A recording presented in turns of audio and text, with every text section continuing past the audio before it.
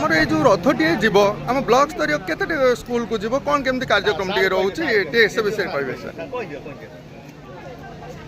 ଆମର ସବୁ ପଞ୍ଚାୟତକୁ ବୁଲିବ ଆଉ 28ଟି ପଞ୍ଚାୟତ ଅଛି 7ଟି କ୍ଲଷ୍ଟର ଯେଉଁଟା ରହିଛି ସବୁ ପଞ୍ଚାୟତକୁ ରଥ ବୁଲିବ ଏବଂ ଆଜିଠୁ ଆରମ୍ଭ ହେଉଛି ଏହି ଉତ୍ସବଟି ଆରମ୍ଭ ହେଉଛି ମାନ୍ୟବର ମନ୍ତ୍ରୀଙ୍କର କରକମଳରେ ଉଦ୍ଘାଟନ ହେବ ଏବେ এবং এইটু আরম্ভ হব এই পঞ্চায়েতর আরম্ভ এবং খড়িছুঁয়া কার্যক্রমে সে অংশগ্রহণ করবে এই ব্লক স্তরীয় খড়িছুঁয়া কার্যক্রমকে সে উদ্ঘাটন করবে এবং শিক্ষারথକୁ ମଧ୍ୟ উদ্ঘাটন করবে ଶିକ୍ଷାରଥକୁ ମଧ୍ୟ ଉଦ୍ଘାଟନ କରିବେ। ପିଲାମାନଙ୍କୁ ଆମେ ସବୁ ଆଣିଛୁ ଯେଉଁମାନେ ଛୋଟ ପିଲା ଶିଶୁ ବାଟିକା ଏବଂ ପ୍ରଥମ ପିଲା ତାଙ୍କୁ ସବୁ କିଟ୍ ଦିଆଯିବ ଏବଂ ତାଙ୍କୁ ମନ୍ତ୍ରୀ ମହୋଦୟ ଖଡ଼ିଛୁଆଁ କାର୍ଯ୍ୟକ୍ରମ କରିବେ। ଏହି କାର୍ଯ୍ୟକ୍ରମରେ ଆମର ବ୍ଲକ ଲେବୁଲ୍ର ପ୍ରଶାସନିକ ଅଧିକାରୀ ବିଓ ଏବିଓ ସାର୍ এবং অন্যান্য অফিসর মানে মধ্যে আসি যোগদান করার মতামত দিয়েছেন। ବହୁତ ବହୁତ ଧନ୍ୟବାଦ। ସରକାରୀ ସ୍ତରରେ ଆମ ପିଲାମାନେ କେତେ ପାଠ ଭଲ ପଢ଼ୁଛନ୍ତି ଆକୁ ନେଇକରି ଆମେ କିଛି ଭିଜୁଆଲ ସେୟାର କରିବାକୁ ଆସିଥିଲୁ। ଯେହେତୁ ଆମେ ଆଜି ଆସିଛେ ଆମ ସିଙ୍ଗିଟାଳି ଗ୍ରାମରେ ଦେଖିପାରୁଥିବେ ଅଙ୍ଗନବାଡ଼ି କେନ୍ଦ୍ର ତତ୍ ସହିତ ଆମ ପ୍ରାଥମିକ ସିଙ୍ଗିଟାଳି ପ୍ରାଥମିକ ବିଦ୍ୟାଳୟ ଏହି ସ୍ତରରେ ଆଜି ହେଉଛି ଖଡ଼ିଛୁଆଁର କିଛି ଉତ୍ସବ ଅଛି। ଆସନ୍ତୁ ସେ ଉତ୍ସବ ବିଷୟରେ ଆମେ କିଛି ବନ୍ଧୁମାନଙ୍କ ସହ ଆଲୋଚନା ରଖିବା। ଆମ ସିଙ୍ଗିଟାଳି ଗ୍ରାମରେ ଆମର ଏଇ ଖଡ଼ିଛୁଆଁ ଉତ୍ସବ କିପରି ପାଳନ କରାଯାଉଛି ସରକାରୀ ବିଦ୍ୟାଳୟରେ ସେ ବିଷୟ ଟିକେ କହିବେ। ନମସ୍କାର। ଆଜି ସରକାରଙ୍କ ଦ୍ୱାରା ପ୍ରବେଶ ଉତ୍ସବ ପାଳନ ଅବସରରେ ସରକାରଙ୍କୁ ଓଡ଼ିଶା ତରଫରୁ ଏବଂ ଆମର କୁଜଙ୍ଗ ବ୍ଲକ ସିଙ୍ଗିଟାଳି ଗ୍ରାମ ତରଫରୁ ପ୍ରବେଶ ଉତ୍ସବ କାର୍ଯ୍ୟକ୍ରମ ପାଳନ କରାଯାଇଛି। ସରକାର ଏହାକୁ ଏପ୍ରିଲ 4 ତାରିଖରେ ଘୋଷଣା କରିଛନ୍ତି। କାର୍ଯ୍ୟକ୍ରମରେ ଆମର ପିଲାମାନଙ୍କୁ କିଭଳି ଭାବରେ ସ୍କୁଲକୁ ପ୍ରବେଶ କରାଯିବ ଏବଂ ତାଙ୍କୁ ସମ୍ବର୍ଦ୍ଧନା ଦିଆଯିବ ସେହି ପରିପ୍ରେକ୍ଷୀରେ ସ୍କୁଲରେ ଆଜି ଆୟୋଜନ କରାଯାଇଛି। ବିଦ୍ୟାଳୟ ସ୍ତରରେ ଶୈକ୍ଷିକ କାର୍ଯ୍ୟକ୍ରମ ସହ ଶୈକ୍ଷିକ କାର୍ଯ୍ୟକ୍ରମ ପ୍ରତି ଆମର ମାନ୍ୟବର ମୁଖ୍ୟମନ୍ତ୍ରୀ ମହୋଦୟ ବହୁତ ଗୁରୁତ୍ୱ ଆରୋପ କରୁଛନ୍ତି।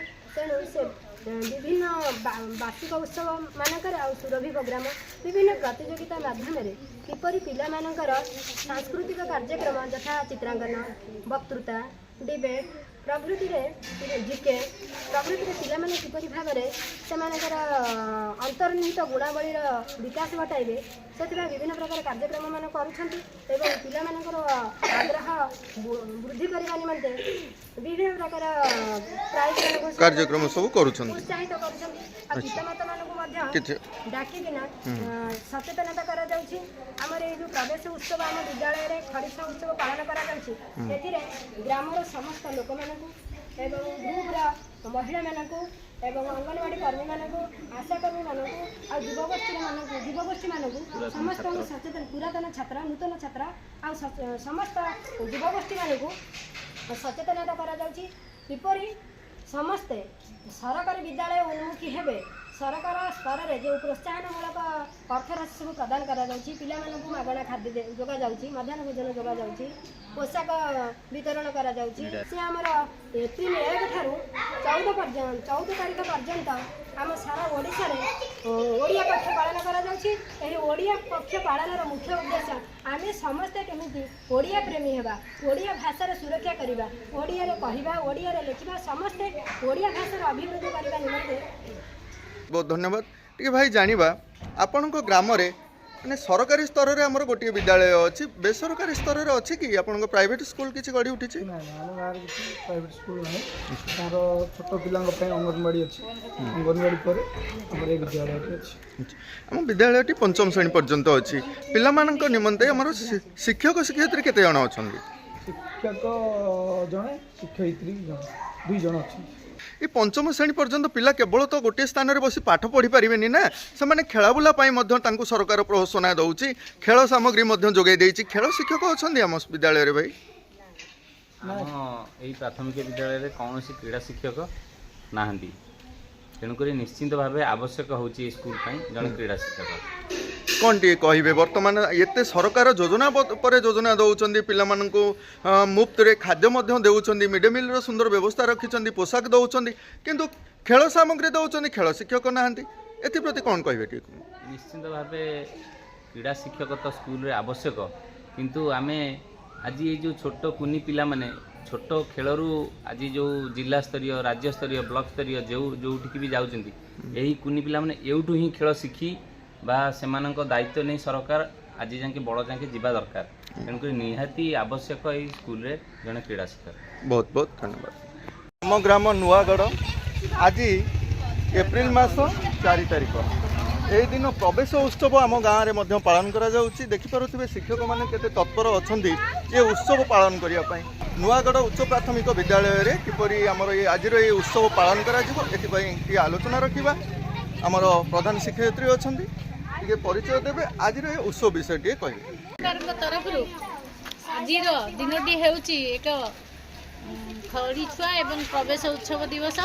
यही दिवस रे आमे नूतन पिला मानकु शिशु बाटिका प्रथम श्रेणी रे नाम लेखाइबा स्वागत जणाइबु एवं सेमानकर खड़ी छुआ आरंभ कराइबु। सेथिपाई आज आमर विद्यालय रे शिक्षक शिक्षयित्री छात्र छात्री माने बहुत उत्साह सहित सबु साजसज्जा चलै रखिछन्ती। आउ पिला मानकु आमे हस खेल गप एई माध्यम रे स्टॉल करे सेमानकु विभिन्न जिनिस देखाइबु एवं ताकु स्वागत करिबु। स्कूल रो माने डर भय छाड़ी केमति विद्यालय को सबदिने आसिबे एवं सरकार विभिन्न योजना को सफल विद्यालय रे नाम लेखा पई आज स्वागत करा जाउची। नूतन पिला मानकु विद्यालय रे नाम लेखा पई स्वागत करा होची। गप माध्यम रे सृजनशील माध्यम रे आ विभिन्न रंग माध्यम रे तांको चिन्हट करी भय शून्य कराई विद्यालय रे किपरि नाम लेखाइबे एवं हस खुशी रे रहिबे से आज हला ए दिनर बेसी आमे पिला माने केमति जानु छंती जे आज रो ए कार्यक्रम किछि रहउछि बोली पिला माने जानि पारुछन्ती ग्राम रे किछि सूचना दिया जाई निमंत्रण पत्र जाईची पिला मानक घर को जो माने ना लेखेबो हम सब जाई के निमंत्रण पत्र देकी आछू। बहुत सुंदर कार्यक्रम आज्ञा बहुत बहुत धन्यवाद। हां बोलो पकाओ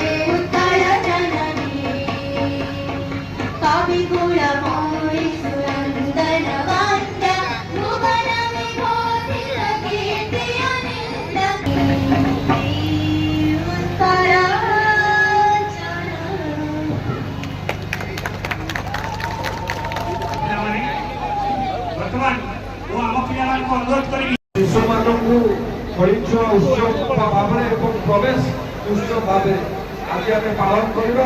ମୁଁ ଆଜି କାର୍ଯ୍ୟକ୍ରମ ଏଠାରେ ଆୟୋଜନ କରିଥିବାରୁ ଆମର ମଣ୍ଡଳ ଶିକ୍ଷା ଉନ୍ନୟନ ଅଧିକାରୀ ଏବଂ ସମସ୍ତ ଏହି ଅବସରରେ ଆମର ସମସ୍ତ ଶିକ୍ଷା ବିଭାଗ ସମସ୍ତ ସ୍ତରରେ ଆମର district education officer block education officer ଆମର ଡିଷ୍ଟ୍ରିକ୍ଟ ଏଜୁକେସନ ଅଫିସର ଆଉ ଆମର ଜିଲ୍ଲା ପ୍ରଶାସନ ତରଫରୁ ପିଲାମାନଙ୍କର ଅଭିଭାବକମାନଙ୍କୁ ଦିଆଯାଇଥିଲା ଆମର ନିମନ୍ତ୍ରଣ ପତ୍ର। ପିଲାମାନଙ୍କୁ କିପରି ସରକାରୀ ସ୍କୁଲରେ ତାଙ୍କର ଏନରୋଲମେଣ୍ଟର ବୃଦ୍ଧି କରିବା ପାଇଁ ତାଙ୍କୁ ପ୍ରୋତ୍ସାହିତ କରାଯାଇଥିଲା।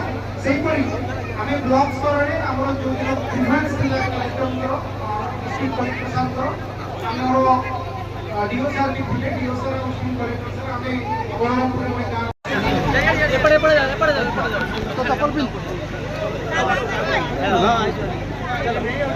तो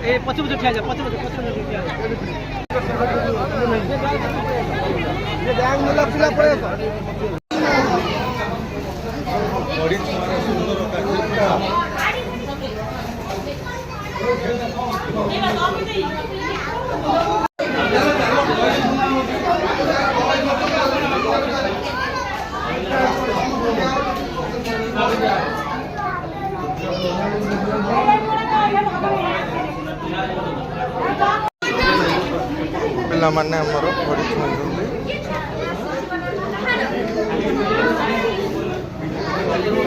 ପିଲେ ଡାକି ଡାକିକିରି ଲେଖିଲେ ଟିକେ ଭଲ ହୁଅନ୍ତା। ନୂଆଡ଼ ପଞ୍ଚାୟତ ବାଲିଡିଆ ଗ୍ରାମରୁ ଆମର ପ୍ରବେଶ ଉତ୍ସବ ଓ ଖଡ଼ି ଛୁଆଁ 2026 ମସିହାରେ ଏହି ରଥଟିଏ ଆମର ଏଇଠାରୁ ଆରମ୍ଭ କରାଯିବ। ଏହା ବିଷୟବସ୍ତୁ ଉପରେ ଟିକେ ଆଲୋଚନା ରଖିବା।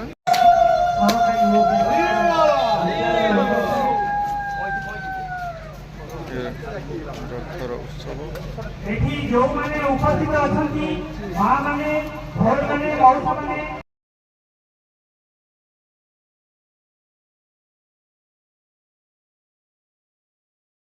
ବାଲିଡିଆ ଗ୍ରାମରୁ ଆରମ୍ଭ ହୋଇଛି। କୁଜଙ୍ଗ ବ୍ଲକ ସ୍ତରୀୟ କାର୍ଯ୍ୟକ୍ରମ କ'ଣ କେମିତି ରୂପରେଖ ନେବ ଆଗକୁ ତା ବିଷୟ ଟିକେ এই କାର୍ଯ୍ୟକ୍ରମଟା ଆମର ପାରାଦୀପରେ ପ୍ରଥମେ ଆରମ୍ଭ ହେବ। ପାରାଦୀପ ଗଡ଼ରୁ ପାରାଦୀପ କ୍ଲଷ୍ଟରକୁ ଯିବ, ସଞ୍ଜୟଦୀ କ୍ଲଷ୍ଟର, ତାପରେ ଆମ ବ୍ଲକର ସମସ୍ତ ସ୍କୁଲକୁ ଏହା ସ୍ପର୍ଶ କରିବ।